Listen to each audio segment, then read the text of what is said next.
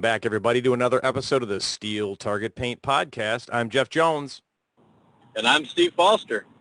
And, you know, it's the first one of 2020. Steve, I think we need a new intro, and I think I've got it. So I want you to listen to this, okay? Here we go. Can you hear the steel a-ringing? What do you think? Well, let's just say that caught me off guard just a little bit, Jeff. Let me think about that just a little bit, and I'll get back to you. All right, that sounds fair. Well, listen, everybody. Steve, being the dedicated podcaster that he is, we've both been very busy practicing, getting ready for the season, and so he's actually in his car right now. That's how dedicated he is to making sure we get a podcast out. So hopefully you're all going to be able to hear him. I hear him pretty good right now, so I think we're going to be good. What do you think, Steve? You ready to do this? Both hands on the wheel, eyes forward. Jeff, I'm ready. All right. So at the end of 2019, we'd sent out a request on the podcast page to say, you know, give us your questions. I've compiled them all, and Steve and I are going to go through and answer them. So I'm going to do a lot of reading because, again, we want Steve, hands at 10 and 2, eyes on the road. But, you know, like me, we know Steve can talk steel, so he should be able to handle the questions. So the first ones we've got, and I kind of grouped them together, is on goals, which I think is great. I think everybody needs to set a goal. So I'm going to read off all these goals, and then we can talk about them, Steve. So Dan Howard says his goal is for him to make the top 20 in RFPO and Open.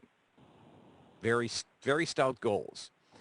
Jeremy Boutwell's goals are to break the 72nd with rimfire rifle iron and rimfire rifle open consistently.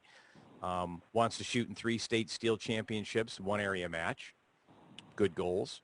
Brian Ferguson, my goal for 2020 is to make Club 13 and shoot the East Coast Steel Challenge and shoot a match in Florida. Brian, I know where there's a match you can get there. I know a guy, huh? I know a guy. And Tony Rosenschweig says I'd like to increase my rimfire pistol classification at least 1 class and move my rifle times up to the new minimum standards for GM. So, Steve, these are pretty some auspicious goals, don't you think? Oh, absolutely. And I know all the shooters that we just talked about, and I know they can do it. That's for sure.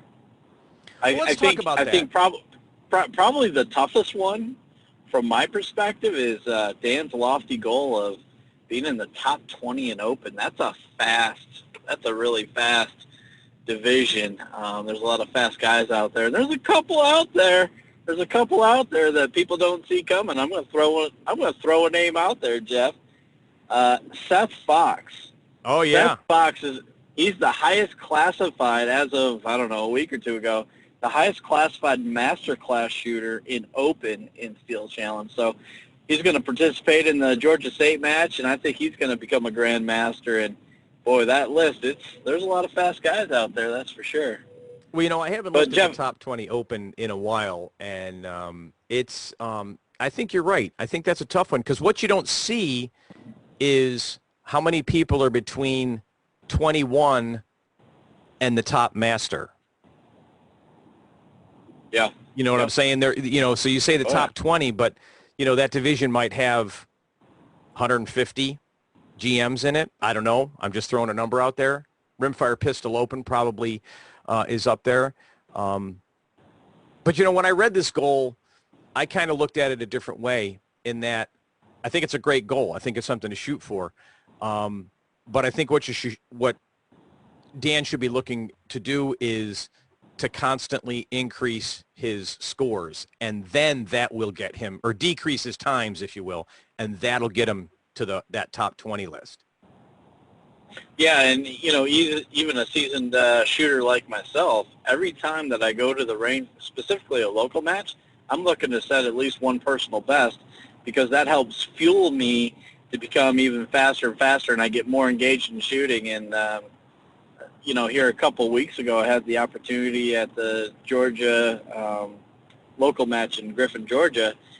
I took out my brand new JP-PCC, got a new one. I know I'm showing off, right, Jeff? You are, but that's okay. With a side charging handle, and everybody said, oh, it adds 6 to 7 ounces more weight. But, the interesting part is the weight's right in your hands. And then I've been testing this Pnr Ammunition. They're based out of Gainesville, Georgia.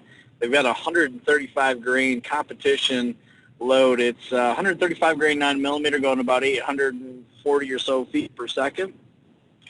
And that combination of my JP, and I'm sure somebody will ask, so I'll throw it out there. I run 2 tungsten weights and 3 stainless. Probably could get away with running 3 tungsten and 2 stainless. But, Jeff, I shot, it's a 6-stage match. I shot 3 out of the 6 stages. I shot 3 personal bests in PCCO. So that's how I started 2020. So I'm ready to rock and roll, Jeff. I'm excited.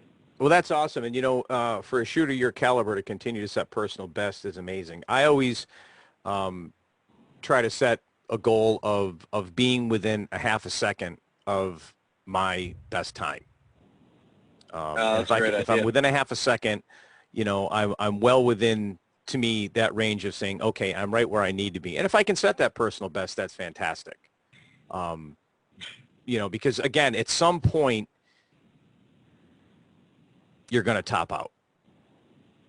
Right. And so you can't, you got to set realistic goals. I think we keep seeing the PCCO and the rimfire rifle, and those are getting faster and faster, and people are really getting to the point where, I've watched a lot of videos. I've watched a lot of videos of you and with Chris, and it's almost your finger's going to pull the trigger and your body better get the gun to the plate. Yeah, I've had that experience. Yeah. But, Jeff, before we deep dive into this whole top 20 thing, because I posted that out there about PCC and I shot a personal best in rimfire rifle open, is people ask me, where on earth do I get that information? So Steel Challenge Shooting Association, it's scsa.org, released a new website. What's that been? Probably 2 months or so ago, Jeff, somewhere in there? A little bit. Yeah, that's about right.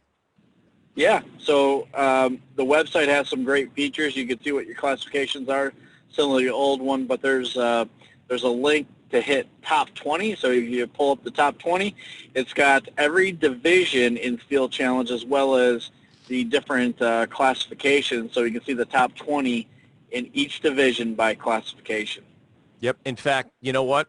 Because you mentioned it, I went to the page. I'm looking at it right now. I'm looking at the open. And absolutely, here's the interesting thing. Seth is a 94.68% master. So he's 0.32% of being away from a grandmaster.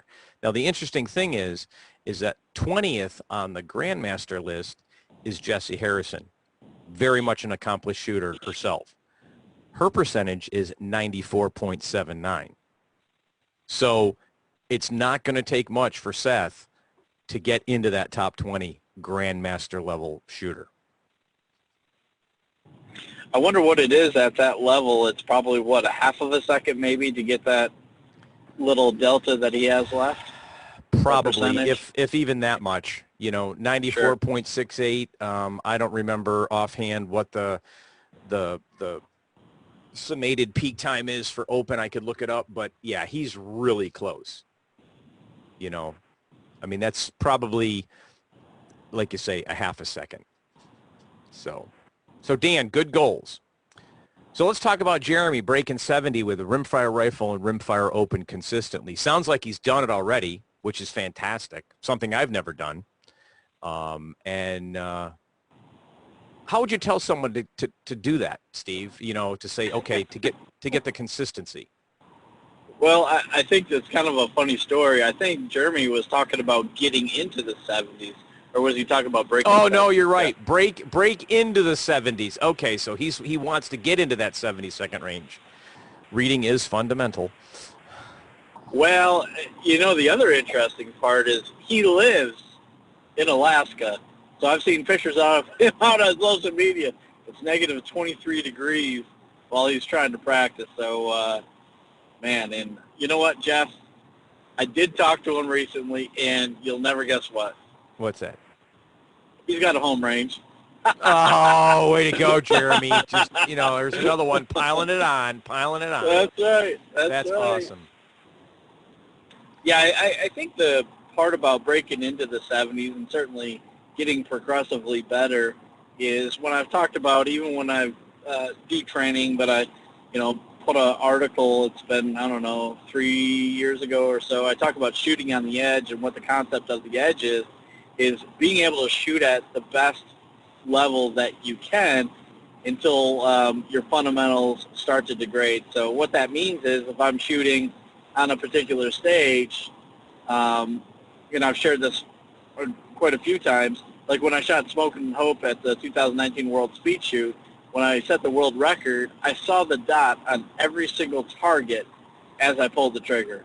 So it wasn't one of these that I'm just guessing where it is, I'm point shooting, any of that kind of stuff.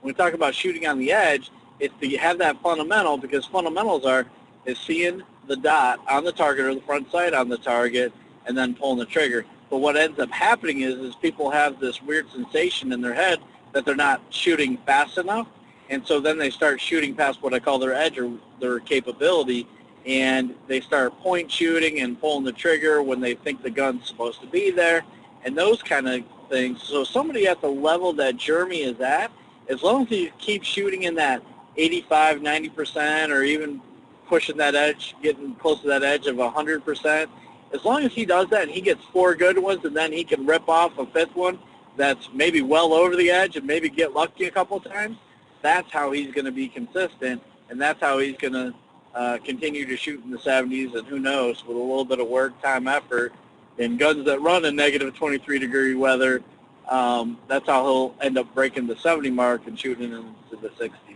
Oh yeah, for me it would be guns, ammo, and fingers. That's just you remember the Griffin match 2 years ago? It was about 37 degrees when we started, and I'm sure Jeremy's like, that's balmy, that's easy. That's exactly right. I can't even imagine. And talking with Jessica, that's up in Alaska as well, there's times where they'll shoot a stage and everybody will get in their truck or vehicle and warm up for 20 minutes. Okay, let's get out and run to the next stage. That's a whole different way of life for sure. Well, Jeremy, your other goal is shooting in 3 state steel championships in 1 area match. It's time and money. That's what that comes down to. It's finding the time, travel time, and time to be able to get there, shoot the match, and then the expenses to put into it. There's so many matches out there. Steel is just, every time I'm on Facebook, there's a new match popping up. I see there's going to be a Michigan championship, and there may have been one in the past, but I hadn't seen it before. But they're popping up everywhere, and so they're available. But again, if you're in Alaska, it's that travel time. Hey Jeff, where's a good place for people to find all these sanctioned major matches? Well, I'm glad you asked that, because you can also do that on the scsa.org website. Okay. So from the homepage, there's a drop down for matches, and if you click that, you can say find local matches in your area, and you can view the calendar, and that's going to show you this calendar look.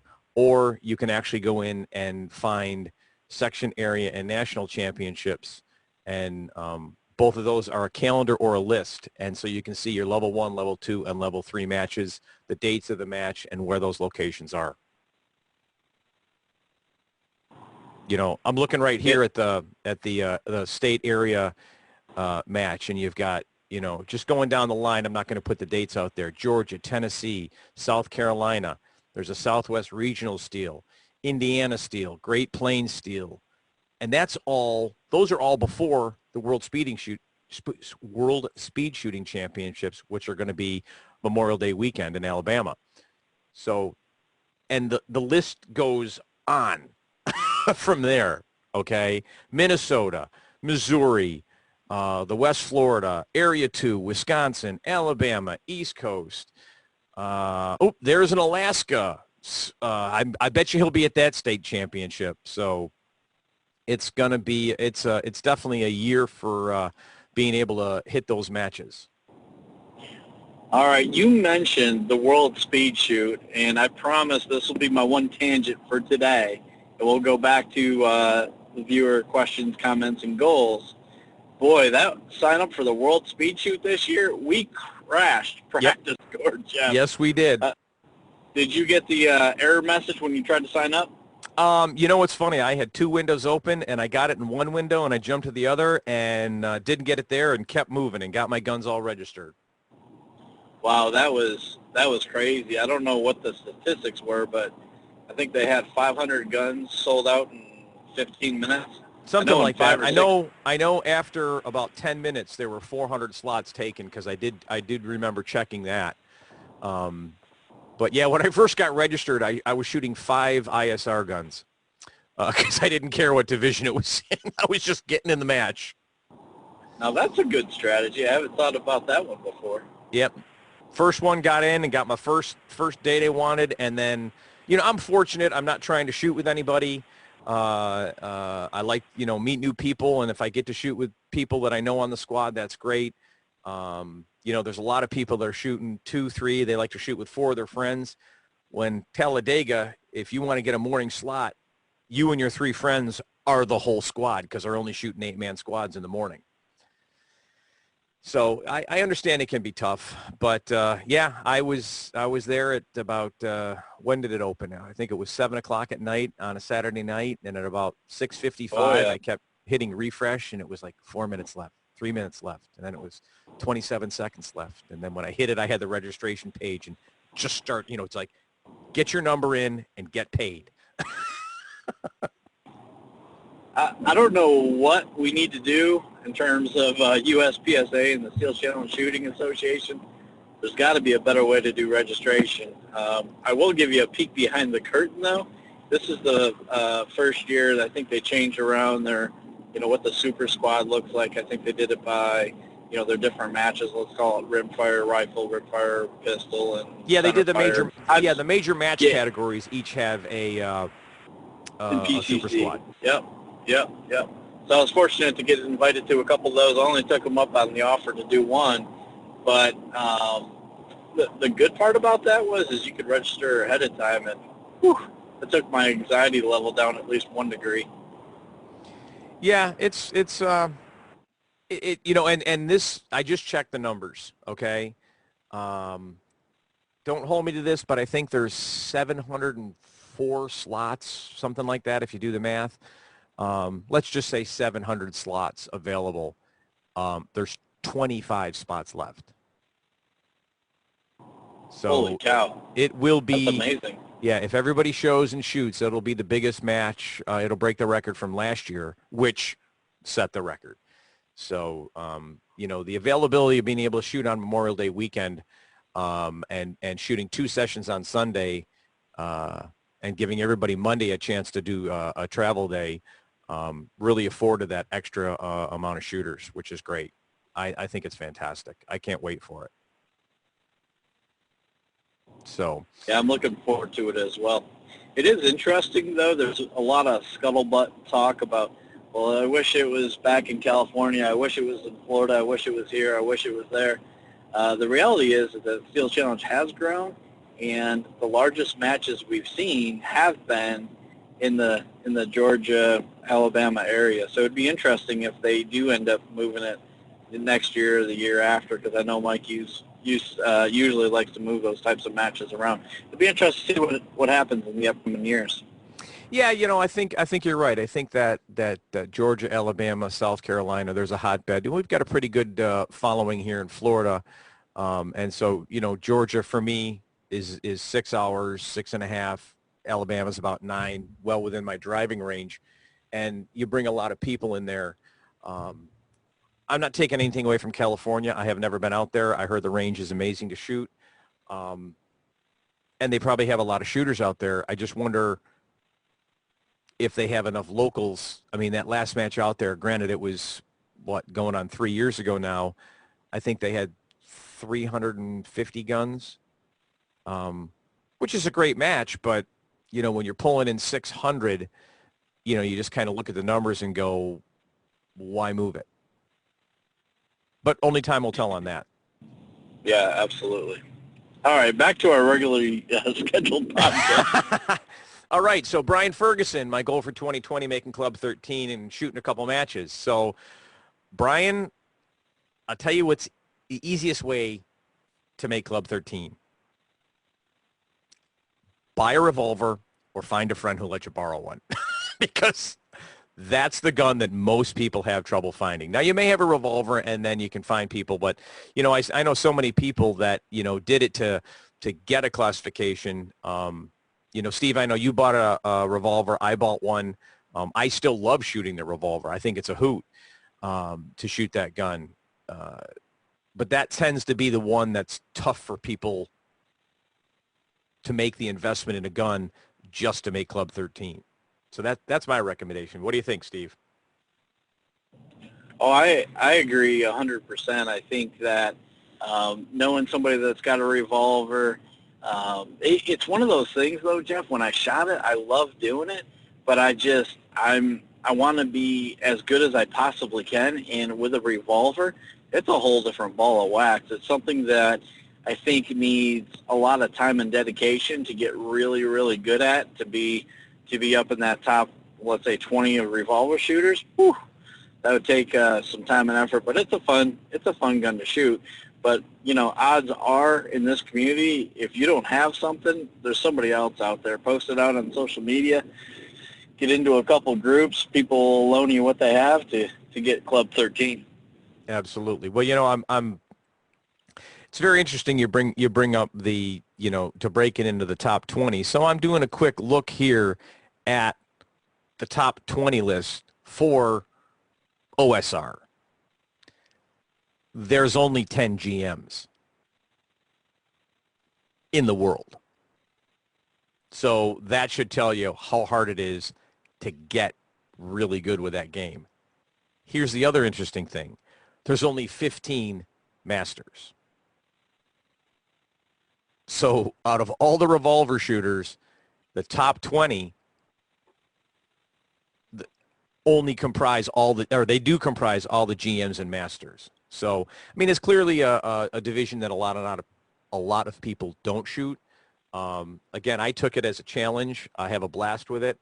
And I'm actually going to shoot mine at the World Shoot this year. I decided to add a sixth gun, and I'm going to shoot OSR and have some fun with it. That's awesome. All right, here's a great one from Tony. Increasing his rimfire pistol classifications at least one class and move his rifle times to the new minimum standards. I think those are great goals. And, you know, Tony, I think the way to look at that is to get a little analytical and look at what are you doing on each stage with those guns and what are those stages you got to work on. And then when you shoot those, go back and look at your matches. And are you going one for one? Are you, you know, what's your draw? What's your transitions? And see where you can start squeezing your time out. At least that's how I've done it for all my centerfire guns. Because I picked all those up last year. And I started really analyzing it and looking at it and going, you know what, I got to work on speed option. And so, you know, that last match of the year, shooting single stack, trying to get that into the A classification. And I got to the last stage and it was speed option. And I said, I'm going to do this. And I needed, I think, 3 seconds. By that time, I'd have a great match up to that point.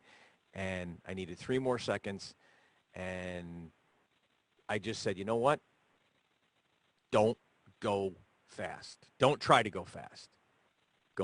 Be smooth and go 1 for 1.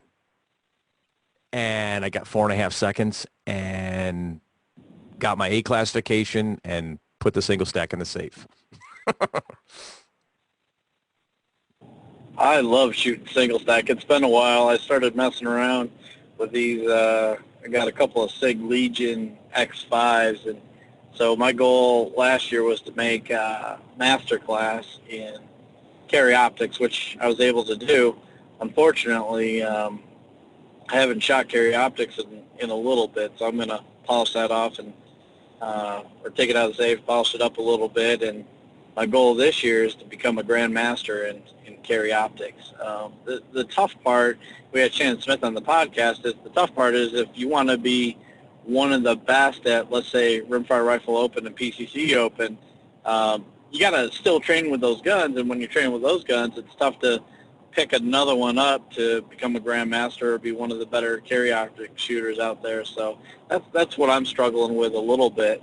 And we'll talk at some other time, but I'm changing platforms for my rimfire rifle open, so there'll be an announcement coming out here soon, and we'll talk more about that. But anytime you have a different gun, you know, number one, you got to make sure it's reliable and it's consistent, but every gun's got a different feel to it. You know, maybe the height adjustment of a riser is slightly different, but all that stuff takes work, and if you're shooting at, you know, some of the speeds that are the top in the country, all those little changes make a difference. So, but my goal is to still be a great rimfire rifle open shooter, PCC open, but hopefully pick up a Grandmaster classification card in carry optics. We'll see what happens. So I got to get it out of the safe and start shooting it, Jeff. We've already started 2020. Well, you know, Steve, I agree with you 100%. You know, you are clearly in that upper echelon of the shooters in PCCO and rimfire rifle open, and quite frankly, I think if you were to, you know, switch over to do a little PCCI and rimfire rifle iron, you'd be right there as well. I've said it 100 times. I'll say it 1,000,000 times again. This is a learned skill. This is a diminishable skill, and if you don't, and that's by gun. Now the good news is that, you know, the rimfire rifle and the PCC, very similar platforms. You know, when you get into the centerfire guns, you're limited, your production relatively the same. I mean, you can get a better, you know, if you get a 2011, you're shooting in limited, that's going to be a lot different than a production gun. But I think they're closer than most people think. When you start getting into things like carry optics, which is a production gun with a dot on it, and an open gun, very different. And then, you know, you throw a revolver, a single stack in there, again, very different. In fact, I would actually change that and go limited and single stack are probably closer in platform than production. The point is that, you know, yes, they've all got a draw out of a holster. Some of them are race, some of them are standard holsters. But again, I don't doubt if you were to say, you know what, I'm going to make Grandmaster in carry optics, and oh, by the way, I'm going to make Grandmaster in open. I know you could do it. And to your point, your PCCO and your rimfire rifle O would suffer. And those are your gains right now. Yeah, that's where my head's at as well. I've recently, don't tell Chris or Grant or any of those guys, but I've shot PCCI a couple of rounds in practice. I may dust that off to get my classification up where it needs to be, but or at least in terms of the top 20 list. But yeah, you're exactly right. I did start a little bit middle of last year. I shot a little bit of carry optics. I really haven't touched my open gun much last year, but as soon as I started messing around shooting centerfire, my times were not quite as good or as good as I thought they should be in rimfire rifle open and PCCO. So I do shoot multiple guns because hey, you know what? I'm going someplace. I just love to shoot, Jeff. I agree. But, you know, when it comes to those couple of other divisions, I want to be one of the best in the country, and you know, I've been healthy and all that kind of stuff, and great support from great companies, and you know, dialing in a couple things and making a couple of changes that I think needed to be made. But to really help, it's not coincidental of what I did here a couple of weeks ago at a classification match, at a local match. I've shot better than I have in a long time, and you know, it's a lot. Us as steel shooters, we always talk about this, but I was so close to smashing my personal best. I missed plate number 2 by less than a half an inch at 10 o'clock. If I would have grabbed that one, it would have been right around a 540 or 550 on Smoking Hope. But you know what? You need 4 clean ones. Yep. And I only shot 3 clean ones. But you know what? I went for it. Sometimes you get them, and sometimes you don't. But in order to be the best at something, you got to stick with it, and you got to focus on it. You have to be analytical to figure out, you know, to what you're talking about, different stages and all that kind of jazz. You know, if somebody's out there shooting better than you, Chris Barrett was shooting better than me in outer limits. You know what I've been working on for the last 3 or 4 months? Shooting outer limits. And I was fortunate to shoot a personal best. I actually shot a personal best in PCCO at a time of 9:33 here a couple weeks ago.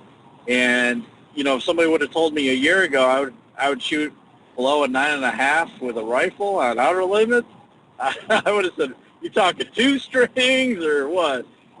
So it does. It takes time, effort, and dedication, a little bit of critical thinking to walk through, and it doesn't hurt, you know, practicing with Chris. You know, he's making it from one box to another box in like 1.4 seconds. I'm sitting over here scratching my head. How the heck did he do that? And you have to find strategies to mitigate some of your opportunities. But I know I can pull the trigger, transition a gun. You know, that's a really good point Chris too, can, because so. you two are pushing each other, and you're both at the top of your games, and pushing each other raises both your levels. You know, I've always said that, you know, in this game, you're either being chased or you're chasing somebody. And given the week, you and Chris's position may change. This week he's chasing you. Next week you're chasing him. But you're both there at the top of the game. And I think that's a huge benefit that you guys have, and that you've got somebody pushing you. And you're like, okay, he just shot that. I've got to, you know, I don't want to say bear down, but you know, you've got to be on point to be able to maintain it, and so does he, you know, because it doesn't take much. Like you said, you were half an inch off at 2 o'clock on a plate, and you know that happens once, and you got to make up. And if that's your throwaway, that's great. But if that happens 2 or 3 times, you know, that's why I always preach go 1 for 1, because your makeups cost you a lot of time in a match. Yeah, I completely agree. And what people don't realize, I had somebody that came up from Florida and did some training with me here not too long ago, and they're a really good shooter, and I think they placed, I don't know, 9th or 10th overall in Rimfire Rifle Opens. Like, and usually I'm in the top third, but what people don't realize is, you know, shooting out of Griffin Gun Club, I'm there and Chris is there every month.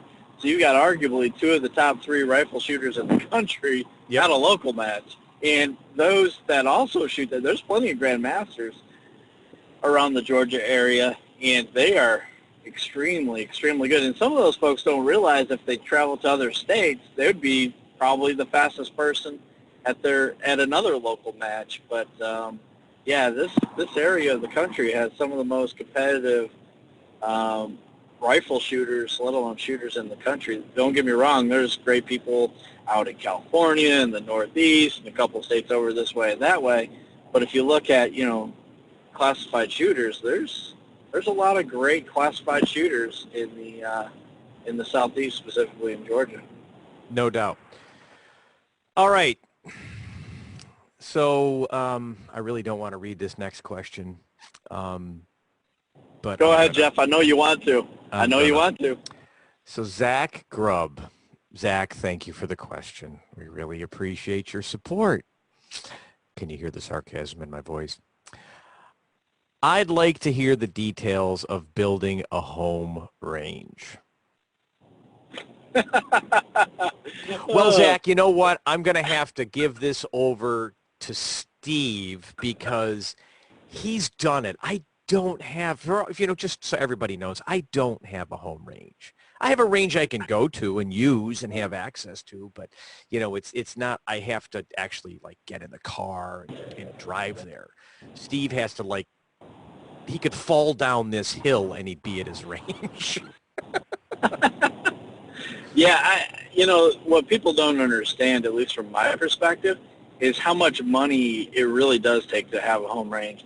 And to do the dirt work and all that kind of stuff, I mean, that's one thing, but it's really to find a piece of property that you can shoot on. I mean, I'm fortunate. I've got 10 acres, which some people think is a lot. It's really not, but I'm surrounded by people that have a lot of acreage, so I'm not encroaching in on other people's area and all that kind of stuff.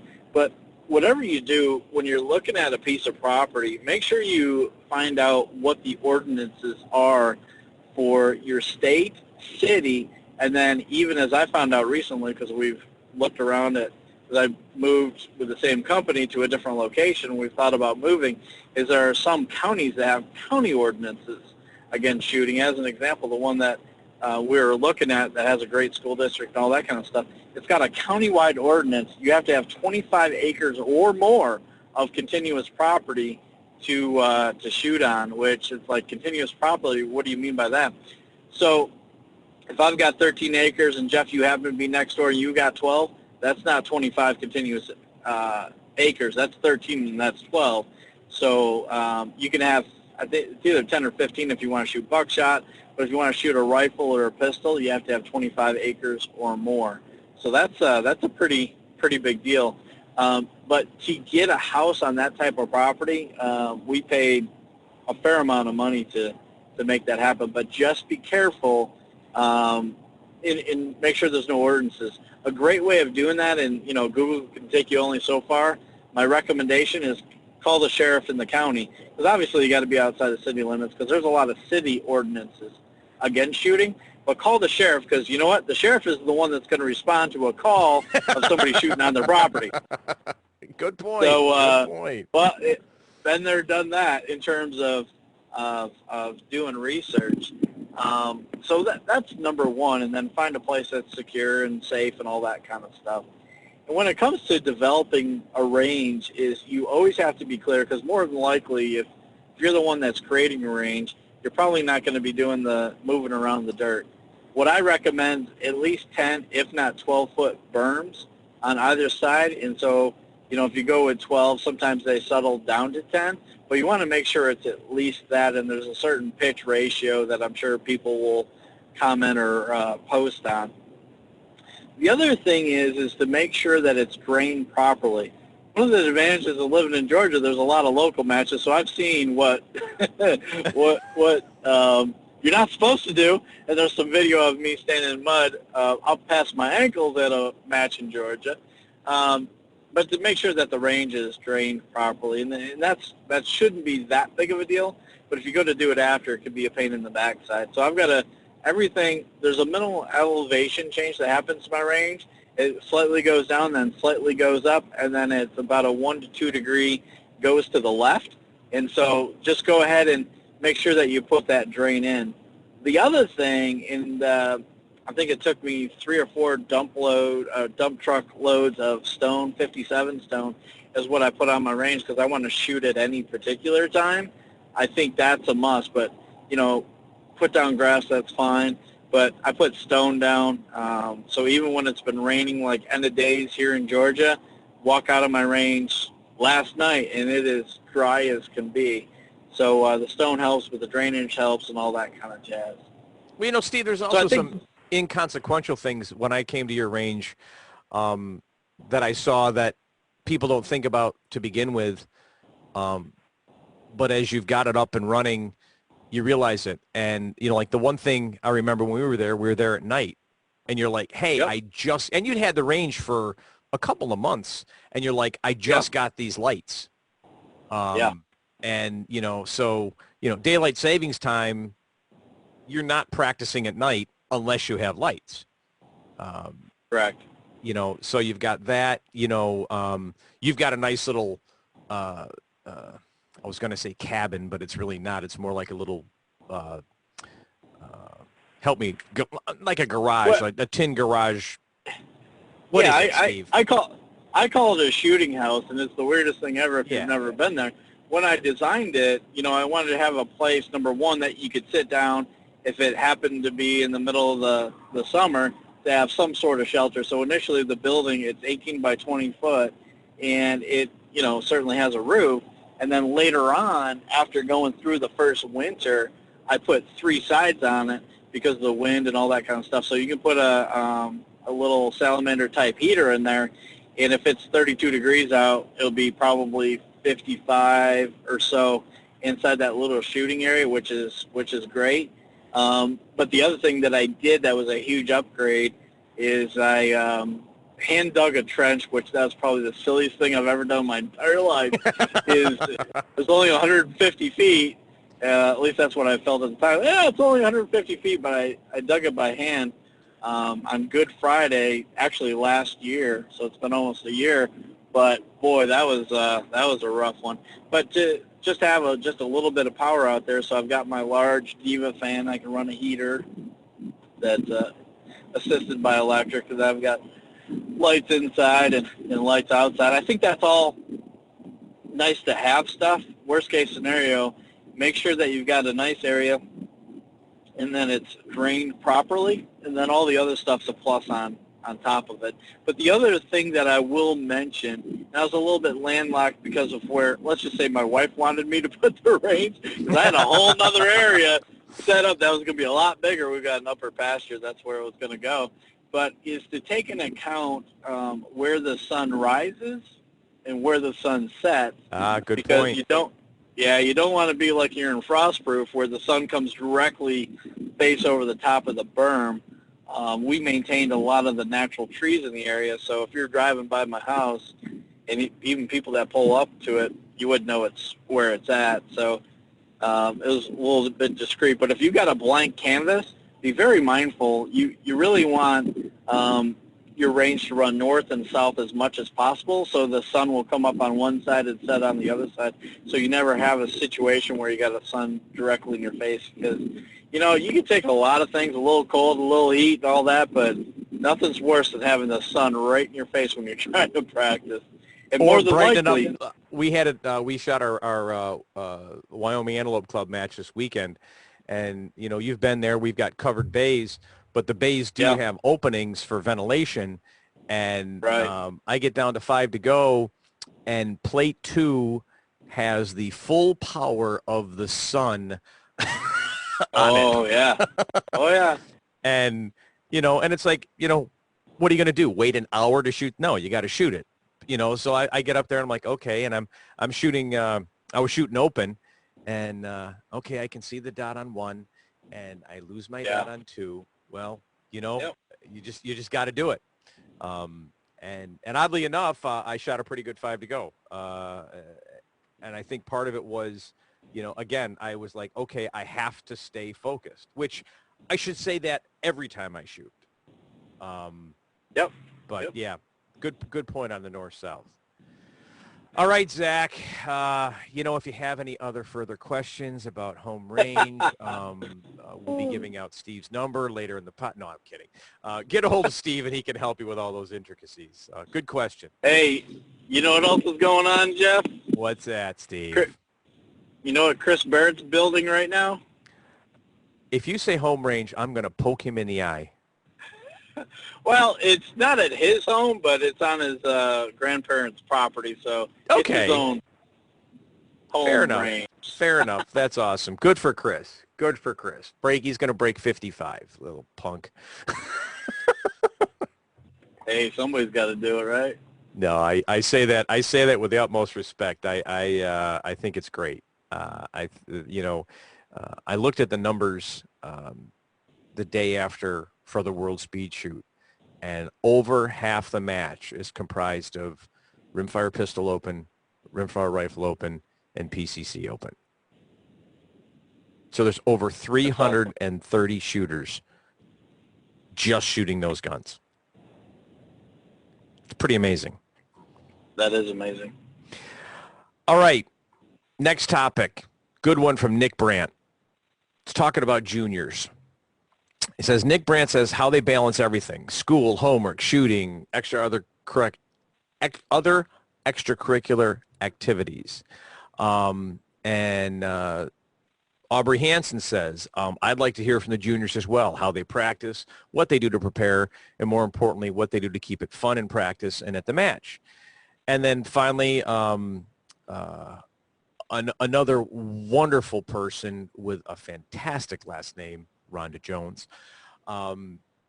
She says, I think a topic for juniors should also focus on safety, good sportsmanship, helping other new juniors, and supporting the 2A. So, Steve, I'd like to take this one first because I'm actually training 4 juniors right now. And it's 4 brothers and sisters, 2 brothers and 2 sisters. And we've been working once a week. They come to the WAC. We practice for 2 hours. They all get to shoot. We pick different stages. and we work on those stages. And at this last match, now the oldest boy picked up rimfire rifle open, so he set all personal best because it's the first time he's ever shot it. The oldest girl shoots rimfire pistol iron, 5 personal bests. The youngest girl shoots rimfire rifle iron, 4 personal bests. And the youngest boy, who's 10, rimfire rifle open, 4 personal bests. And I couldn't have been prouder, and I'm not even their parent, just being able to help them. And so, Nick, to answer your question, because I've talked to their dad about this, how they balance everything is they have a schedule, and things got to be done, and things got to be done on a specific day or a specific time. And when they get those things done, then they can come shoot. And so that's how they manage it. And Steve, I know you trained some juniors, so what are your been experience there? Well, I think that number one, and probably the most important in my book, is there's only a handful of people that are in the shooting industry that really do make a living at shooting.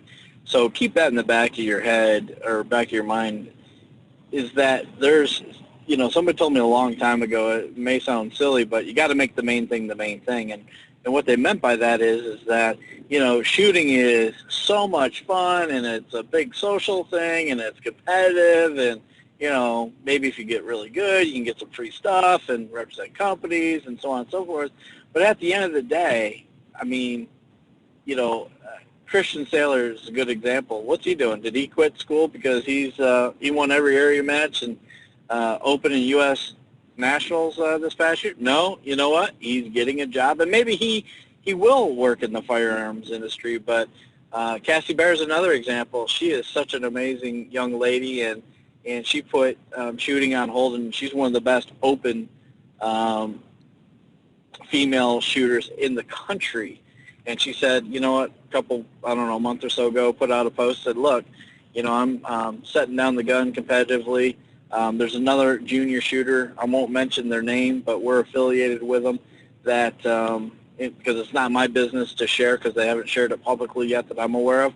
But, they're a world champion, and they said, you know what, I'm going to be working on this and this for my future career. So I think from a junior perspective, you do have to put the time and effort in. And Aubrey's son, Nate Gibson, is a stud, and he shoots a ton. So we'll try to get him on the podcast to see how he manages it. But at the end of the day, it's all about having fun. And if you're shooting, and I've shared this before, conversation I had with my wife just over 4 years ago is that, you know what, I'm looking to do this to have fun. It fuels the competitive spirit in me. But you know what?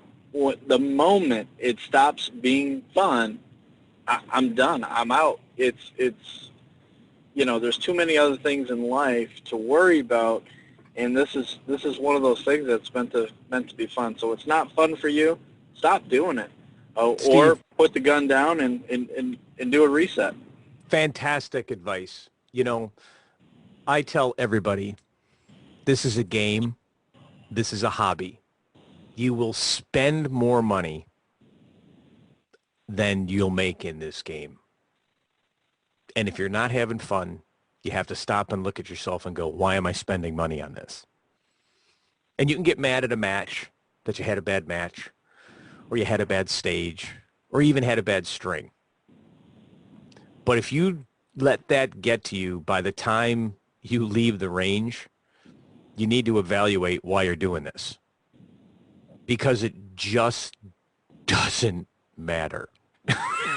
It doesn't, okay? Yeah. And, you and I have talked about this. And, I say this to everybody, oh, I want to get sponsored. And we've talked to everybody about, what it means to be sponsored and how to get a sponsorship. And, of course, every one of them, Max, JJ, BJ, they've all said the same thing. It's not about how well you shoot. It's how well you comport yourself at a match around people. Are you a nice person? Yep. The shooting gets you noticed. Your personality gets you on a team. So what I always tell people is it would be really cool if someone gave you a gun to shoot. And it would be awesome if they gave you ammo. Somebody else gave you ammo. Oh, and I got this other person that's willing to pay my travel expenses. Let's face it, that's a big expense. They're willing to pay my travel. And I got this other company that's willing to pay my match fees. This is awesome. I'm a professional shooter. And I go, okay, who's going to buy your lunch? Who's going to put food on your table? Who's going to pay your car payment? Who's going to pay your rent? You know, one of the great, we've said this before, and we joked about it because I forgot his name. You know, but one of the greatest shooters ever, you know, is a Springfield Armory employee. Now, he's able to continue, you know, Rob Latham. See, I didn't forget his name. Everybody thought I was going to forget his name. I did, Jeff. You know, Rob's an employee of Springfield Armory, and they allow him to do a lot of things, but he has responsibilities there. You know who the captain of Team Glock is? Steve, do you know who the captain is? It's Shane Coley. Okay, Yep. Shane Coley is the captain of Team Glock. Shane Coley is a Glock employee, not because he's on the team. Okay, he has responsibilities to the company, and I know for a fact because I've talked to him about this. He's had to miss matches because he's had to be on he's had to fly out of the country for company business because that comes first. It's just great that he works for, again, a gun company.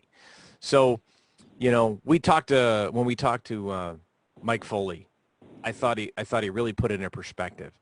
He goes, you know, we get the juniors till they're about they're 18, and then we lose them from about 18 to 22 because they go off to college and they get smart, and you know, then they get out of college and they get a job and they start making some money, and we might get them back, you know, 24, 25 if they come back, or it's they've started a family and then we get them in their 30s and 40s, you know, and when they come back.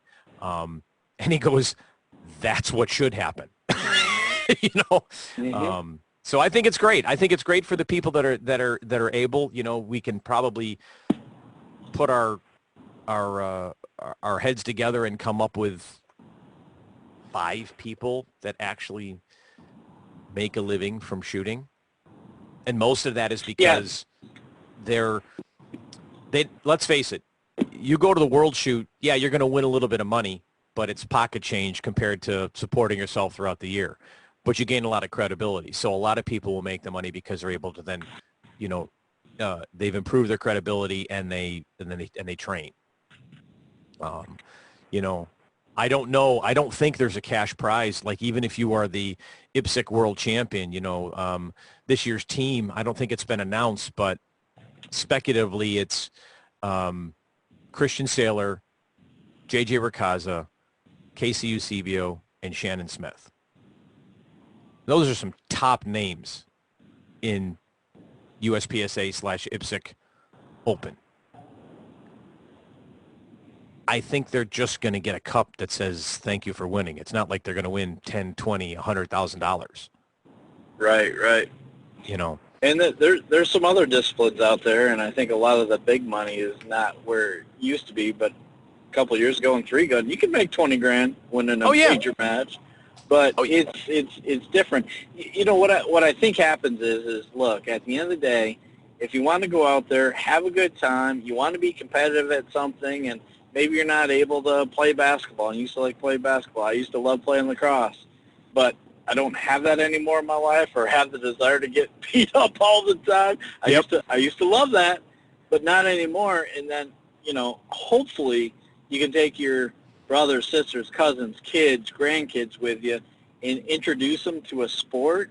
And, you know, I had a chance the other day, which is a unique opportunity for me. A friend of my family, they wanted to get their daughter, you know, kind of immersed into guns and, you know, shoot safely. I can't even tell you, Jeff. We went to the plate rack, and I let her shoot my CWA.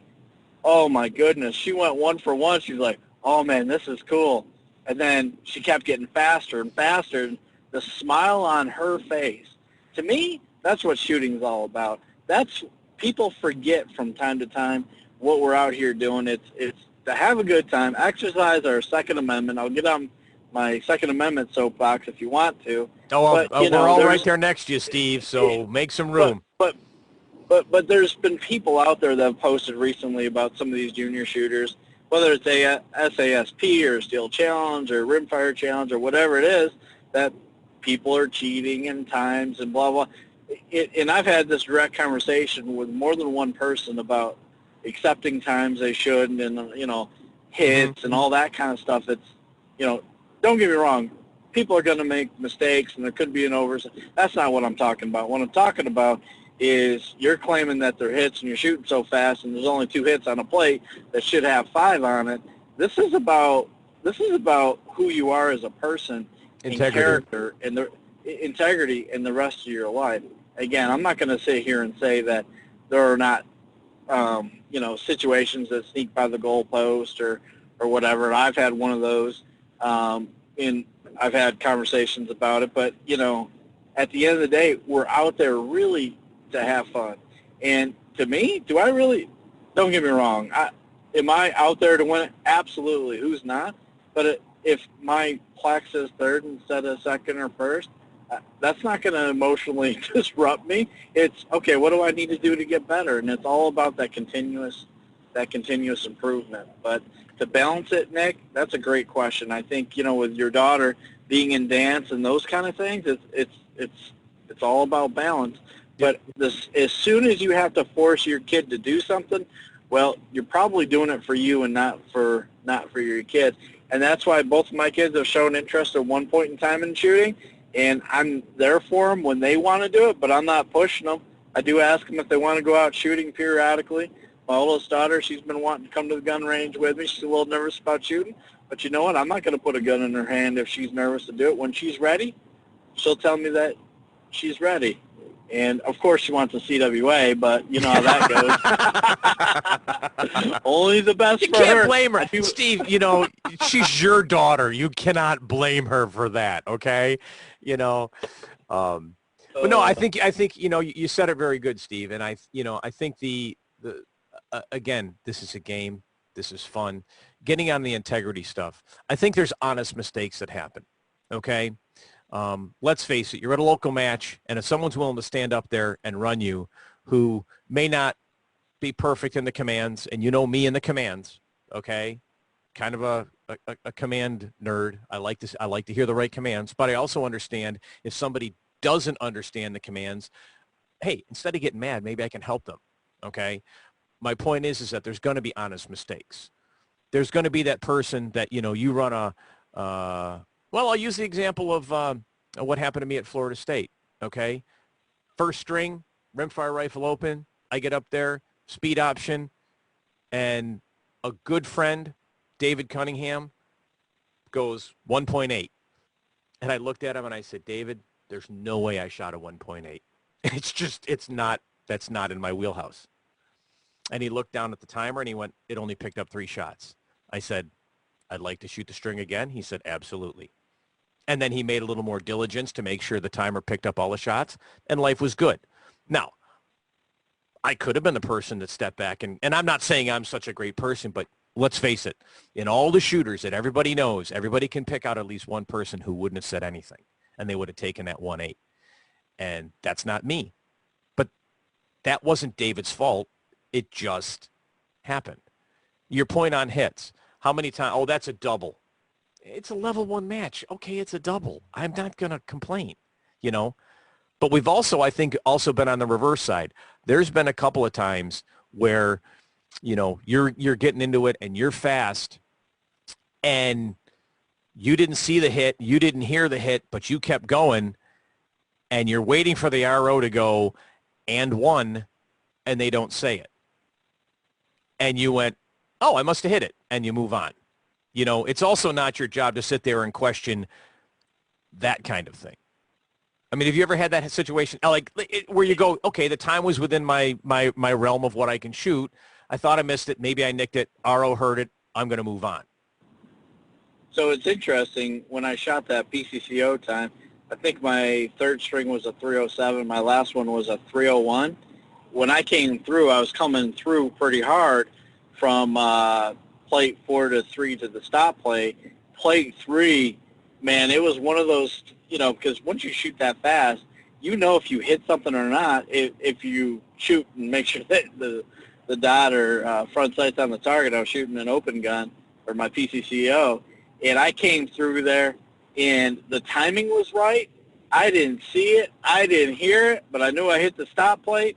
But I couldn't tell you if I hit that back plate, and they called out a time. I'm like, did I hit that back plate? They're like, yes, you did, and here's where it went. I said, look, I didn't even see it. I didn't even hear it. Yep. And, I would have been more than happy if they wanted to go out there and look at it, because I knew I was rolling, but I just came off of that fourth plate so fast that I just more than timed it. The gun wasn't where I expected it to be when I pulled the trigger, going in the stop plate so hard.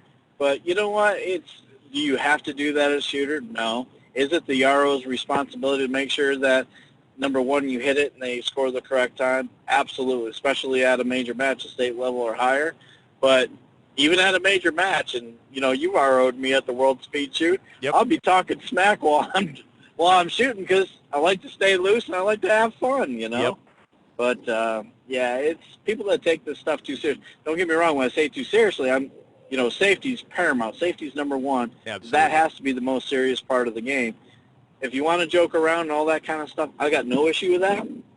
But you can't do it in a reckless manner. But anyway, back to Rhonda and Aubrey and a couple other questions. Next question, we'll do a good job, and we'll get a couple more junior shooters out there that maybe world champions, absolutely. maybe people that are just getting into the sport, and we'll get some feedback from them, because after all, we want to make sure that this conversation is tailored to not just people that are master, want to be a grandmaster and win. We want to make sure that's inclusive for everybody, because that's what I think has been great about Steel Challenge and even somewhat Rimfire Challenge, is it's a very open and giving group, and it's a good introduction and platform with a low barrier of entry to people getting into the shooting sport. So we want to make sure that we cater our discussion to everybody.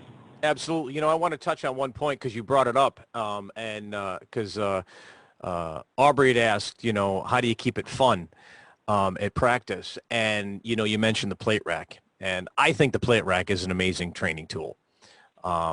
It's different than what we normally shoot. But what it does teach you is, because, again, a plate rack plates are usually 8 inches. They're not 10. So they're smaller than you're used to shooting. And, you can do a lot of different patterns on that. You can go left to right, right to left. I learned something when I took a training class from Shannon called crazy plates, where you go outside, so you go 1, 6, 2, 5, 3, 4. You can shoot different patterns. What it does is it breaks up. It just adds a little different element of shooting that's not Steel Challenge, and you still have to grip the gun. You still have to have good form. You still have to pull the trigger. You still have to transition. If you got access to a plate rack, that can be a lot of fun. The other thing that I like to do, I use it as a training technique, but the kids always like to do it too, is an element of training that's called the wild thing. And what that is absolutely, if your best times are at 100%, you are pushing at 150%. You are top fuel, ripping that gun. You still have to try to target every target, but you're not concerned about your hits. And the kids like that because they get to pull the trigger fast and they get to go fast. And what's really cool on that is when they start hitting 2, 3, sometimes 4 plates, what they're actually doing is they're training their eyes to catch up to the dot. And learning how to go fast. So that can be a lot of fun too. Okay, everybody? Well, Jeff, I really enjoyed our discussion today. Absolutely. We've got a lot of other questions great. here, Steve. And I think it's a good time to break this one. I'm sure everybody would love to hear your voice more, but they're probably going, God, Jeff, shut up. Um, so let's end this one for now, and we'll pick this up again, and we'll catch all the other questions because there's some good ones. Okay, that's running matches and got a range.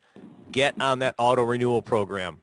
The Wyoming Animal Club has been on it for 2 months now. The steel has been delivered, or the steel paint has been delivered more than in enough time for our match, and we've got 4 cases for every match. It's great. So I suggest if you run matches, get on that auto renewal program. All right, everybody, until next time, be safe, and don't forget, one shot, one steel.